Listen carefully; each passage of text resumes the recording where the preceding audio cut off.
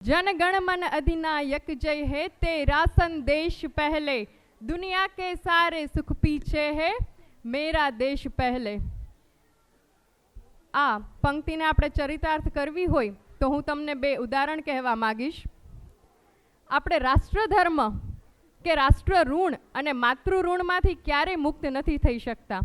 રાષ્ટ્રનું ઋણ અને માતાનું જે ઋણ છે એમાંથી આપણે ક્યારે મુક્ત નથી થઈ શકતા. મહાભારતનું યુદ્ધ છે, આપણને સૌને ખ્યાલ છે કે જો ભીષ્મ પિતામહે પોતાની પ્રતિજ્ઞા તોડી નાખી હોત તો મહાભારતનું યુદ્ધ ન થયું હોત. ખરું ને? અને શ્રી રામ ભગવાન જ્યારે વનમાં ગયા ને 14 વર્ષના, ત્યારે પણ એ પ્રણ લઈને ગયા હતા કે 14 વર્ષ દરમિયાન હું શસ્ત્રોનો ત્યાગ કરીશ. પરંતુ જ્યારે જંગલમાં જાય છે, એમની યાત્રા શરૂ કરે છે, ત્યારે એમને જાણવા મળે છે કે ઘણા બધા રાક્ષસો છે એ ઘણા બધા ઋષિઓનો વધ કરે છે, એ લોકોને મારે છે, એ લોકોને પ્રતાડિત કરે છે. ત્યારે રામ ભગવાને પોતાનું પ્રણ તોડ્યું અને એ ઋષિઓની રક્ષા કરી છે. તો એક રીતે રામ ભગવાને પોતાનો ક્ષાત્ર ધર્મ તો નિભાવ્યો જ હતો, પરંતુ સાથે સાથે રાષ્ટ્રનો જે ઋણ છે એ પણ ચૂકવ્યું હતું. તો આપણે રાષ્ટ્રના ઋણમાંથી ક્યારે પણ મુક્ત નથી થઈ શકતા. તે જ રીતે માતૃ ઋણ, માતાના ઋણમાંથી પણ આપણે ક્યારેય મુક્ત નથી થઈ શકતા. આદિ શંકરાચાર્યને આપણે સૌ જાણીએ જ છીએ. જગતગુરુ આદિ શંકરાચાર્યએ બહુ નાની વર્ષની ઉંમરમાં સંન્યાસ લઈ લીધો હતો. ઘણા બધા વર્ષો એ પોતાના કાર્યમાં વ્યસ્ત રહે છે. જ્યારે એમને સમાચાર મળે છે કે એમની માતાનું મૃત્યુ થયું છે, અંબેમાનું મૃત્યુ થયું છે, ત્યારે એ પોતાના માતાના અગ્નિ સંસ્કાર કરવા માટે આવે છે ગામમાં. ગામના લોકો વિરોધ કરે છે કે ભાઈ તું સંન્યાસી છો, તારે કોઈ પણ સંબંધ સાથે કંઈ જ લેવા દેવા નથી, તારે શું માતા ને તારે શું પિતા. ત્યારે શંકરાચાર્ય કહે છે કે ભલે હું સંન્યાસી રહ્યો, પણ મારી માતાએ મને જન્મ આપ્યો છે, એનું ઋણ તો હું ક્યારેય નહીં ચૂકવી શકું.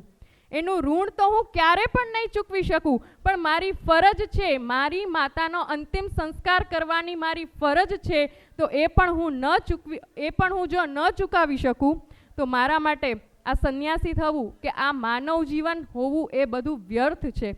એટલે જ કહેવાય છે ને કે રાષ્ટ્રનું ઋણ અને માતાનું ઋણ આપણે ક્યારે પણ ઉતારી શકતા નથી. તો આવો હવે આપણે આગળ વધીએ આપણા કાર્યક્રમમાં અને નેક્સ્ટ પરફોર્મન્સ પર જઈએ. હમણાં સાહેબ કેવું થયું ખબર છે તમને? ધોરણ 11ના વિદ્યાર્થીઓ છે ને એ બધા સર પાસે ગયા. ત્રણેય સર પાસે જઈને કે સર, ગયા વર્ષે તો અમારે 10th હતું ને આવતા વર્ષે 12th સાયન્સ છે, તો અમારે તો એન્યુઅલ ફંક્શન શું કરવાનું જ નહીં. બહુ આજીજી કરી એટલે સરે પણ કહી દીધું કે વાંધો નહીં, તમારે કરવું હોય તો આપણે કરીએ, પણ હું તમને બહુ છે ને એવું ટફ ટાસ્ક આપીશ કે ચેલેન્જિંગ ટાસ્ક આપીશ. તો તમે એ કરી શકશો તો ઠીક છે, બાકી તમે એ ટાસ્ક જોઈને એમ ચોક્કસ કહી દેશો કે સર આના કરતાં 12th સાયન્સ કરવું ને એ વધારે સારું છે. પણ એ અમારા વિદ્યાર્થીઓ કાંઈ પાછા પડે એવા નહોતા. એમને કીધું okay, challenge accepted. Challenge accept કરી અને સરે એમને સરસ મજાનું એવું કામ પણ આપી દીધું. તો આપણે જોઈએ, 1 મિનિટ, હમણાં જોવો, આપણે એક સરસ મજાની ઇવેન્ટ જોઈએ છીએ.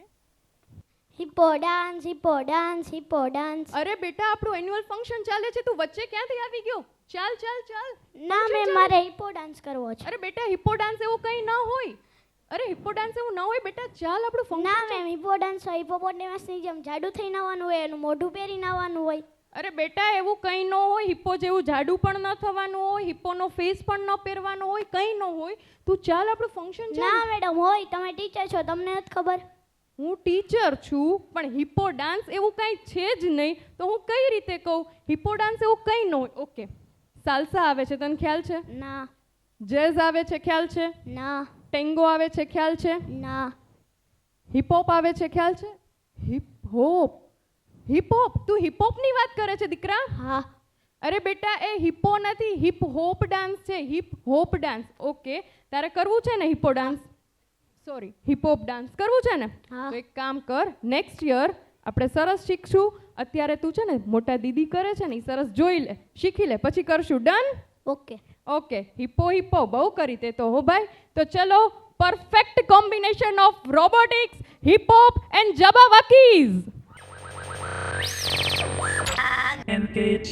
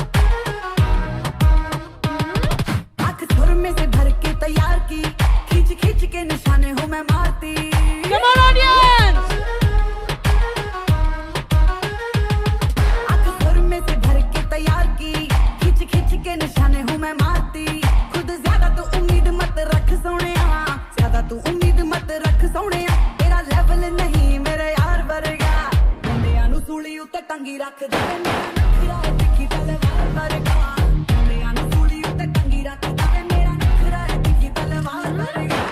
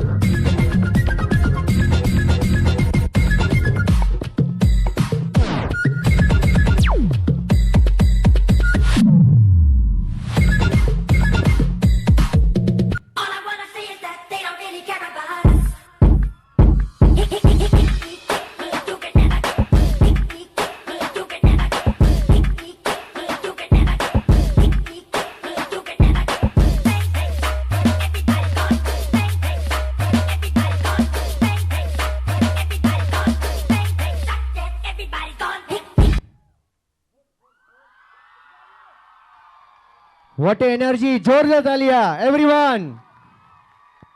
Small!